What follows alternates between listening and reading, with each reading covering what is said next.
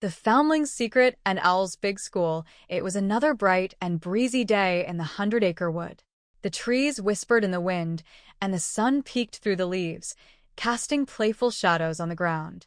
All the animals were busy with their daily tasks. Pooh was looking for honey, Piglet was tidying his acorn collection, and Tigger was bouncing higher than ever. But today, something extraordinary was about to happen, something that none of them could have ever imagined. As Eeyore wandered through the woods, his eyes half closed in his usual gloomy way, he stumbled upon something very strange. There, tucked beneath a large oak tree, was a small bundle of blankets. And in the middle of the bundle, with tiny eyes blinking in the sunlight, was a baby. Eeyore blinked in surprise. "Well," Eeyore muttered, staring at the tiny figure, "this is unexpected. And probably trouble. What would a little foundling like you be doing in the 100-acre wood?" The baby giggled, and Eeyore's tail twitched in surprise. "Great. A happy one," he sighed. "Better go find the others before this becomes a whole thing." The 100-acre wood meets the foundling soon. Eeyore gathered all his friends together, Pooh, Piglet, Tigger, and Rabbit, and led them to the spot where the baby lay, still wrapped in the blanket. "Oh, bother," said Pooh, scratching his head. "What are we supposed to do with the baby? I don't have any honey to feed it." "Feed it," Piglet squeaked. "Pooh, I think babies need more than just honey." Tigger bounced around excitedly. "This is great. A new friend to bounce with. Babies love bouncing." Rabbit, ever the sensible one, crossed his arms. "We can't just keep it.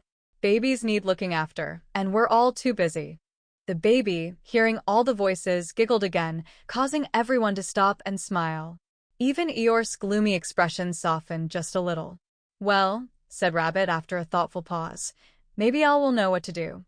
Owl's big plan. Owl, of course, lived in the grandest tree in the 100-acre wood, and if anyone had wisdom to share, it was him. When the animals brought the foundling to Owl, he adjusted his spectacles and fluffed his feathers importantly. Yes, a foundling," Owl said, pacing back and forth. "It's quite clear what we must do. This child needs an education. After all, who better to teach a young mind than someone of my intellectual capacity?" "A school?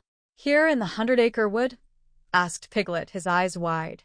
"Precisely," Owl declared. "We shall establish the finest school this forest has ever seen. I, naturally, will be the schoolmaster. I'll teach the little foundling everything there is to know about the world." And so, the very next day, Owl set up the 100-acre academy right in the middle of the forest. He built a small wooden desk for the baby, placed it under the biggest tree, and started preparing lessons.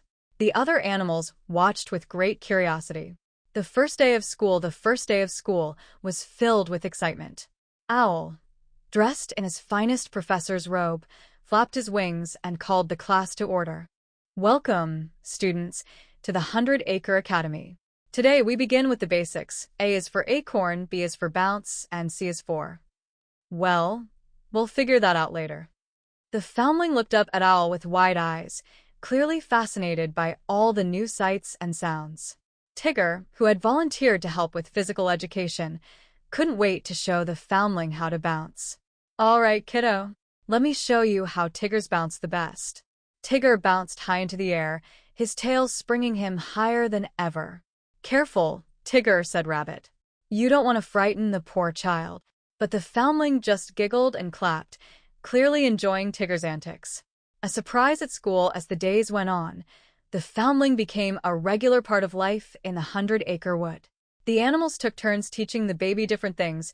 Pooh taught about honey, Piglet showed how to be brave, and Eeyore even gave a lesson on how to be patient. But one day, something unexpected happened. While Owl was in the middle of a very important lesson on the history of the 100-acre wood, the foundling did something extraordinary.